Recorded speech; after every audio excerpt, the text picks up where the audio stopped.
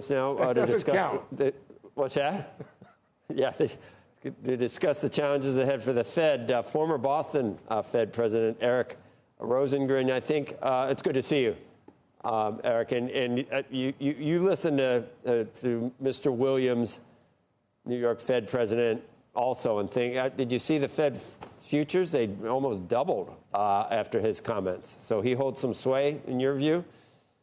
Well, he holds some sway because normally the president of the New York Fed wouldn't take a position different than what the chair does.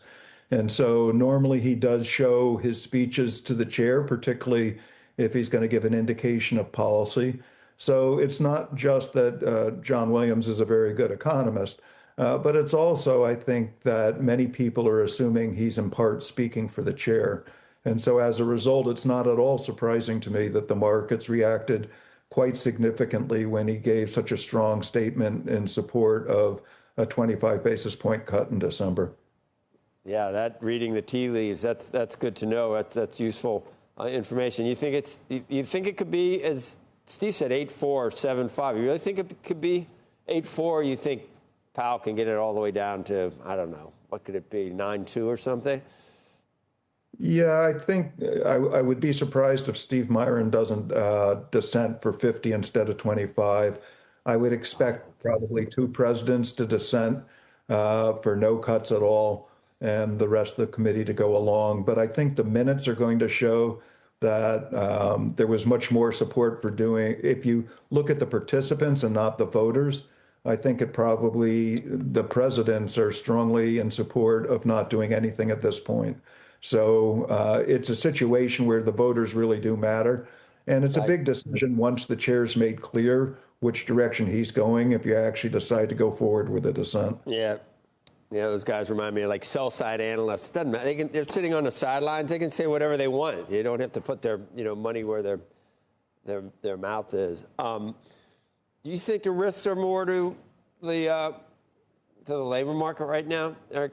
Or not, I'm not trying to put words in your mouth. You think it's still inflation is the biggest fear, or maybe a slowing labor market is more on the Fed's mind? Well, the labor market's definitely weak, and there's no doubt about that. We don't have a lot of data, but the unemployment rate for September, which came out relatively recently, was at 4.4%. But the payroll employment number was reasonably strong at 119,000. So I think, yes, we have a weak labor market. The question is it going to get a lot weaker? And for that, I think you do have to think about 3% inflation. Affordability concerns have been highlighted publicly. And one of those affordability concerns is derived from having an inflation rate that's at 3%. When you look at the Fed funds rate being a little bit below 4% and a 3% inflation rate, that doesn't look like a very high real rate. So I think we've had 2 insurance premiums taken out the last 2 meetings where we didn't have very much data. I could easily see the case for pausing and waiting until we actually have data to see if the economy has continued to weaken through the fourth quarter. But you always get concerned when labor markets start to weaken, because if they start to weaken rapidly, it's very hard to offset. So I think the tail risk is more on the labor side, but I think it's a legitimate concern to say we've had an elevated inflation for some time. It's at 3% now. And when you look at 3% inflation rate, the nominal interest rate actually isn't that high. What is Myron's argument then? Because there are people that think, and it's interesting what you pointed out, that a dissent could be not just no cut, but it could be a 50 basis point cut. So it could still be, that could add into count as a dissent, but it's actually even more of a cut that he's looking for. But what is his argument? I think it's that we're in restrictive area, and there's ways you can look at the yield curve. You looked at it one way, but there are other ways you can look at it where it does look restrictive, doesn't it? I mean, there are many ways to measure restrictive, but I think with very little data and having seen some weak labor numbers, one of the challenges is distinguishing between labor supply shocks, for example, from immigration, and labor demand shocks.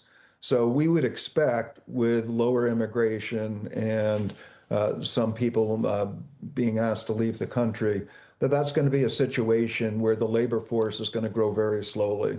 So that means payroll employment growth won't be growing that rapidly either.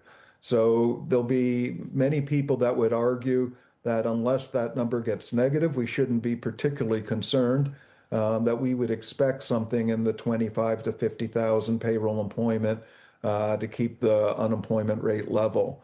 I think Myron probably thinks that the risk is much greater, that the economy could weaken even further than that, and that we've seen some fairly large layoffs at some large corporations, which is data that we do have. So I think his case is that he's more worried about that risk.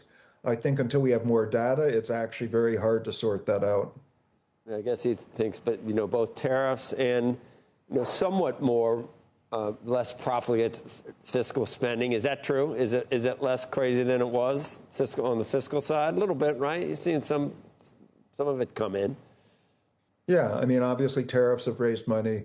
But I mean, we're still running a very substantial deficit. So fiscal policy is still stimulative.